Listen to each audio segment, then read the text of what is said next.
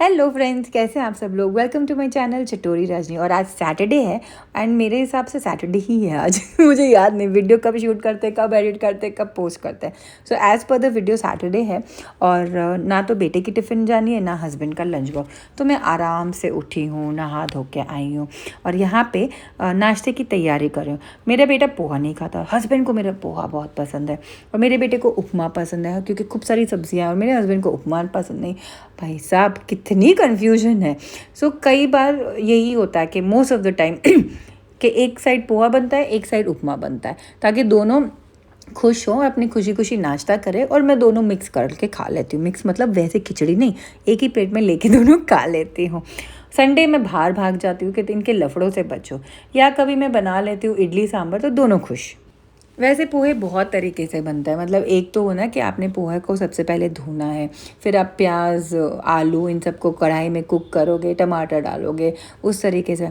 पर ये तरीका ना मैं कुछ सालों पहले मैंने जयपुर में खाया था ठेले पे। अब उसके ऊपर ठेले पे तो लिखा होता है इंदौरी स्टाइल पोहा। ये मैं बर्तन पहुँचने क्यों बैठ गई, क्योंकि ये पीतल का डब्बा है। अगर इसे धोने के बाद तुरंत नहीं पहुँचते हैं ना तो इस पर पानी के दाग लग जाते हैं। एक बार मैंने ये गलती करी है, लेकिन गलतियों से ही आप सीखते हो, तो इसलिए मैं बहुत केयरफुल हूँ। जैसे ही पीतल के बर्तन धोती हूँ फटाफट उसे पोंछ के रख देती हूँ, सुखा लेती हूँ, धूप भी दिखा देती हूँ, ताकि कोई तरह का पानी का दाग ना रहे और वो ख़राब ना हो। तो मैं जिस तरीके से पोहा बनाती हूँ ना, मेरे हस्बैंड को बहुत पसंद है। वो जयपुर में हमने एक ठेले पे खाया था, उसके ऊपर लिखा था इंदौरी पोहा। मैं कभी इंदौर नहीं गई और मुझे सच में नहीं पता इंदौर का पोहा कैसे बनता है, पर मैंने उस स्टाइल से पोहा बनाती हूँ। सो वैसे तो बहुत लोग कमेंट करेंगे कि इसे स्टीम करे बिना नहीं खाते हैं, पर ट्रस्ट मी मैं बिल्कुल स्टीम नहीं करती। मैंने यहाँ इन्हें बढ़िया से धो लिया है और इनको हल्के से हाथ से ना इस तरीके से अलग कर लेंगे। बहुत अच्छे से ये ईज़िली अलग हो जाते हैं। फिर मैं इसके ऊपर डालती हूँ एक तड़का, थोड़ा सा मामूली सा तेल। सो मैं मूंगफली का तेल यूज़ करती हूँ, कोल्ड प्रेस, वो यूज़ कर रही हूँ। उसमें मैं डाल रही हूँ राई, आप चाहें तो जीरा भी डाल सकते हैं। फिर मैं इसमें डालूँगी थोड़ी सी हल्दी, क्योंकि पोहे में हमें देना है कलर।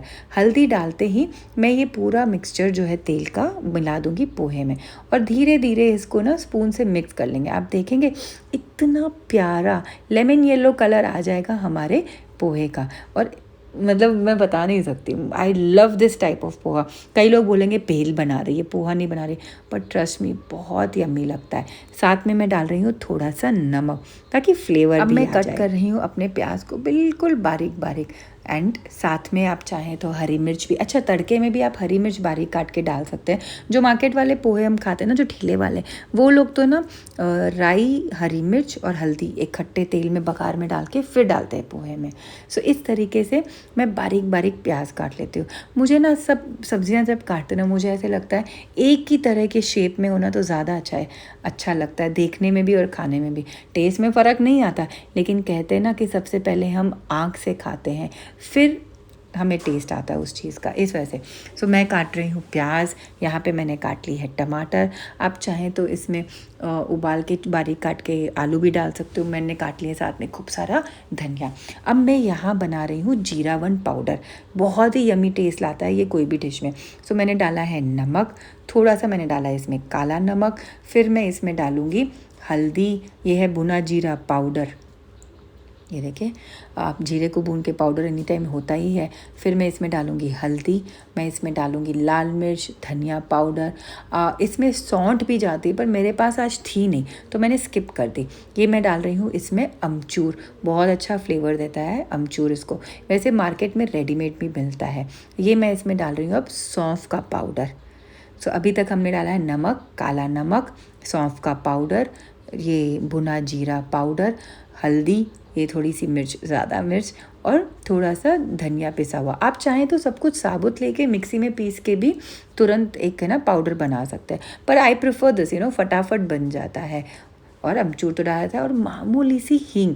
सौंठ का पाउडर हो तो डालना ना भूलें, एक चुटकी से थोड़ा ज़्यादा, बहुत अच्छा फ्लेवर देगा। अब इस जार को मैं बहुत अच्छे से हिला लूँगी, और ये देखिए मसाला जो है बढ़िया से मिक्स हो जाएगा। ये रेडी है हमारा मसाला, यमी है। पता है, आप भेल बनाओ ऊपर से डालो, कोई चाट बना रहे हो ऊपर से डालो, रायता है उसके ऊपर से डालो। जीरावन पाउडर के नाम से बोला जाता है। ये पोहे सारे मिक्स करने के बाद देखिए कितना प्यारा कलर आ गया है। अब मैं इसमें सारी सब्जियां जो मैंने कट करी है ना, प्याज, टमाटर, खूब सारा हरा धनिया, हरी मिर्च चाहो तो डाल देना। हस्बैंड मेरे खाते नहीं, पर मुझे बहुत पसंद है हरी मिर्च। एनीवेज क्योंकि वो नहीं खाते तो मैंने स्किप किया। बेल मुझे पसंद है, उसमें मैं किसी भी हालत में स्किप नहीं करती हूँ। बोलती हूँ उन्हें कहीं मैं एडजस्ट करूँगी, कहीं आप एडजस्ट करो। ये अच्छे से हम करेंगे मिक्स। फिर मैं इसमें डाल दूँगी नींबू का रस। खट्टापन नहीं आएगा तो टेस्ट कहाँ से आएगा। और ये बहुत सिंपल है, पता है, नमक और नींबू का रस मिला है पोहे में सिर्फ। अब ऊपर से जीरावन पाउडर जाएगा। तो मैं सर्विंग प्लेट में हमारे पोहे डाल देती हूँ।